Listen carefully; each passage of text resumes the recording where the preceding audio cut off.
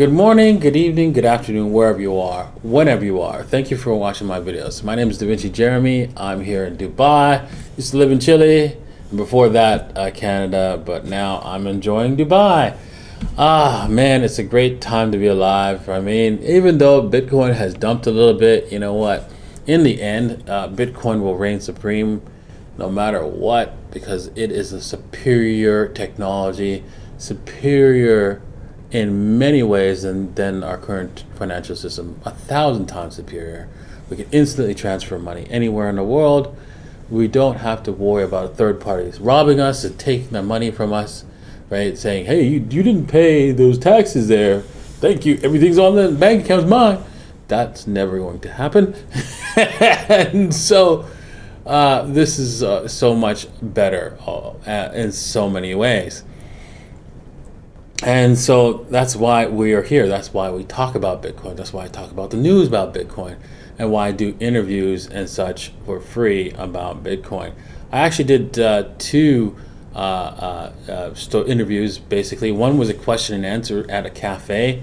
Another was an interview here in my room. It was an excellent interview. I hope to put some of the parts of that interview up on the following weekend for you guys, because these were excellent questions, excellent answers that I provided for the interviewer. So yeah, looking forward to that. Well, we're gonna get on to the news today. There's not much going on, actually. I was a little disappointed by the news. I thought there was going to be a lot more than there was out there, but hey, we got some news, and so I'm going to rant about it. But before we're going to get on to that, remember, any kind of financial products that I talk about, if you buy them, right, you should do so at your own risk, and make sure you do your own research. All right, crypto bubbles, right? We talked about, what was going on in the market generally in the last video that I did, and I said, you know what, winter's coming. I said that last year, and it was brutal. And I'm hoping I'm wrong this time, because it was a brutal winter. It was cold and harsh last year. Hopefully it'll be a short winter, right? But winter's coming, and maybe this market will turn around sooner rather than later. Whether it does it up here or does it halfway through or whatever, that would be nice, but we're not going to count on that, right? We're going to assume that most likely the winter is coming, and the alts will start to bleed heavily. So look for that nonsense to go on. Some alts will continue to pop off, so remember that. Not all alts will go down with the broader market.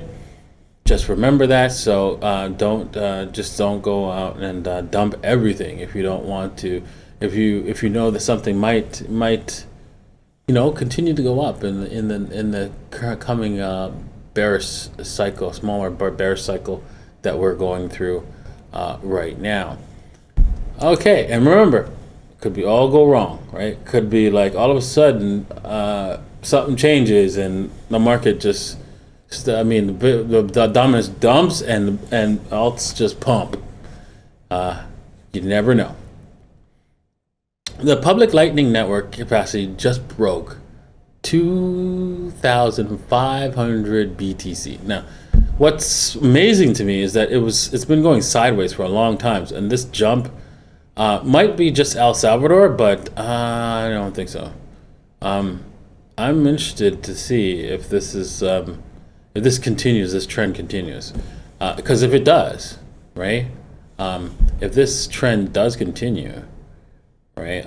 That for a while, that indicates something major going on. That means the Lightning Network is growing and is being used. Right now, I didn't think it was being used. As this thing will stay very stagnant with the amount of bitcoins that are actually in the network. Because when you basically, if you use your bitcoins in the Lightning Network, you're actually staking it, right? So Think about that, right? If you're staking your Bitcoins, right, that means there's going to be less Bitcoins in circulation, right? So the more they put in the Lightning Network, the less there is to be circulated for direct exchange. Yeah, you could, yes, it's true. You could exchange your Lightning Network Lightnings for some other, for cash or something like that, or goods and services. But then they have to sell it out of the network in order to cash it out. So as this grows, that means there's less Bitcoin to be actually being cashed out, and it's actually staying in the network. So that's a positive thing. Now, I know some of you smart guys out there are saying, wait a second, what if an exchange, right, has it, right, and they're just trading it and somebody else is just holding on to it in the exchange? You just pointed out one thing. When somebody buys it, when somebody sells it, there's actually somebody that buys it. So not always the case. So we'd have to look at we'd have to break down the Lightning Network nodes from exchanges, though. But you are right. You have to separate the exchanges out of this list to really get a clear picture of how much people are actually holding it through the Lightning Network, and not just trading it on exchange and making transactions on exchange a lot easier. Okay,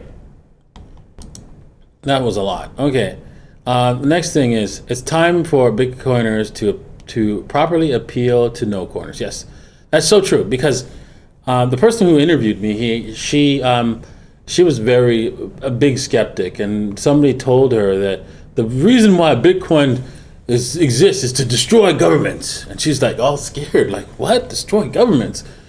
And so these NoCoiners, right, they don't understand that government is not their friend.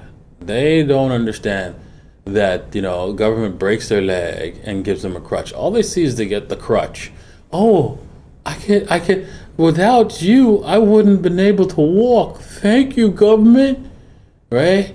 Without you, I wouldn't be able to eat, is the example, right? And they don't realize that the government's made them poor, right? With the financial system and the fact that they have minimum wage laws, right? Making it impossible for them to even to climb the ladder of success, because they can't get a job that's lower than what the government says they should get paid. So all these things, right, are effectively making people think the government is good. So you have to tone it down a little bit, because not everybody shares our excitement. And so what I explained to one person, right, and she was like so relieved, right? She understood it. I said, I said that Bitcoin will move the wealth from the top 10% of the population, who both of them basically stole it, because the reason why they stole it is because they didn't actually have to work for it, because they could just print money, right, when they go to a bank, right, and then buy whatever assets, and then have free slaves, right? And since they only know how to print and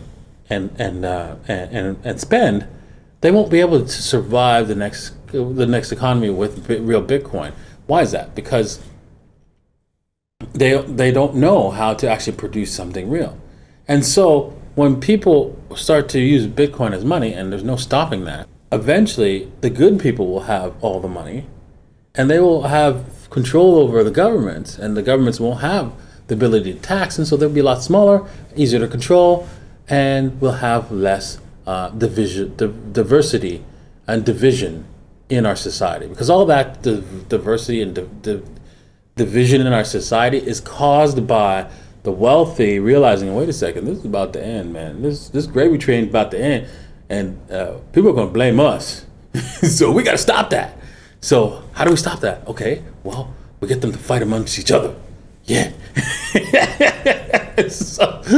So that's why they pay media people lots of money to support the all kinds of different individual groups, whether it's aliens over here or or green people over there, or I'm not even gonna bother mentioning groups because I'm not gonna deal with all the nonsense that happens from all the people stuck in the matrix. So so all those groups think that they deserve something special when they're just individuals and they deserve the same as everybody else, right? They're not anything special. And so this division, right, helps them basically, and we need to stop the divide, try to explain it in a nice way how Bitcoin helps people, and then we can get more people into the Bitcoin universe. All right. U.S. Homeland Security signs a $1.36 million contract with Coinbase. Not much money for Coinbase. It's pennies. But what this signifies is that government, right? You want some information? Come. Ooh, we got you. We got you. Right? So, yeah, they're rats. They're gonna rat you out, left, right, and center at Coinbase. So just keep that in mind, and make sure you let people know that they're about to rat. They'll rat you out, to the government, and screw you over as an individual whenever they can. An ancient Bitcoin stash worth 30 million just moves. Sorry guys, sorry to scare y'all. No, just kidding. Oh man, I think back to when this was, right? This coin, these people bought it in December 10th, 2012. Now, I remember that time frame. I was going through a very difficult point in time in my life, but I remember what I was doing, and I was buying mining equipment. Oh my God, it was such a waste of money. I spent like $50,000 in mining equipment, which I'd never got until like a year later. Can you imagine if I put that all into Bitcoin back then? Yeah, it was a horrible investment, and I wish I could have taken it back, but yeah, that's what I was doing, and I could have had a whole heap of Bitcoin if I just realized, don't mine it, just buy it. Don't mine it, just buy it. And I tell people that every day, don't mine it, just buy it, right? You'll always make more, have more Bitcoin if you did that. Okay, Bitcoin has already won. Soon the price will reflect that. Yes, it's true. Bitcoin has won. It is the champion. There is no other. No one can dethrone Bitcoin. All the other coins that are out there, yes, some of them will still be around, like Litecoin and Dogecoin, but they're never going to dethrone Bitcoin at this point. There's never been a more secure, scarce, valuable, transportable, decentralized, and networked asset in all of human history. Yes, so true, so true. It's more mobile than gold. It appreciates faster than property. Its supply is fixed, unlike stocks and bonds. Its payment network is faster and cheaper than Visa. That's if you're counting the Lightning Network, yes. Its user base is growing faster than the internet's was in the 90s. Its market cap is a shade over $1 trillion. It has enormous potential upside. It's already too big to fail. That's so true. It's gotten to a point that, let's just say, you say, oh, quantum computers or whatever. The problem with quantum computers is that you have to pay somebody to actually program to do malicious work against Bitcoin. And that costs, do you know how much it costs a programmer for a quantum computer? Approximately, I was actually in a group of people looking for programmers, and they're offering $450,000 an hour for programmers for the quantum computer. So I don't see how you're going to want to spend that kind of capital to just attack something and that's it. You won't have any other use case for that expenditure, right? So it's difficult to see. So instead, what you'll find is that there'll be people who actually try to support the Bitcoin network because it'd be more valuable, more useful use of their funds, right? Than it would be to destroy it. So keep that in mind. That's what makes it too big to fail. In my Telegram group, I placed in this image which is basically the stock to flow ratio. You see that we pretty much created maybe 60,000 as a base, but I think this model might be broken because of the hyperinflationary point that we've come to with the Federal Reserve printing 25% more currency every year. If that wasn't happening, I could see that this curve would be something to this particular model would be something to be considered. But I'm thinking this model will get broken. We might see an extended pump on Bitcoin that goes on for quite some time this time around because of the fact that corporations are a little bit slower to move in, and they want to move in. The Fed's gone all skits on us. Remember how we talked about that the Fed said, oh, we like stablecoins. We like the market to figure out our CBDC. CBD stands for central bank digital currency, because we don't want to do it here, and they've already done it already. So, and they're doing a better job. Now all of a sudden there's screams and yellings that it's risky and creates a systemic risk and all blah blah blah blah. I don't know. This is probably, honestly, I think this is a setup to rattle somebody's cage. That hey, you're not playing along, so we can come and get you, right? So that's probably what it is. Some stablecoin decided to flex because they thought they were invincible, since they got what's it called, the blessing, right? They got anointed a few weeks ago, and so this is probably just to smack them down and back to reality with this Gary Gensler's nonsense. They know they're better off with the stable coins than without, because it gives them another area for the debt to be purchased and to hide what they are doing at the Federal Reserve. So this is something they're going to use. They're not going to crush it, in my opinion. All right, final central bank news, right? The Russian central bank to oblige commercial banks to block crypto-related transfers. And I think we should just go down to the reason why they want that to happen. He's saying that from our point of view, this is a big minefield of gold for poor people. What we can do here, right? We can explain to people that this is high risk story that will increase your wealth significantly. There is no protection, right? Yeah, but there's plenty of protection so that we could take your money from our accounts, right? If you could use our banking system, but no protection if you make millions on crypto. So we don't want any of you to do that.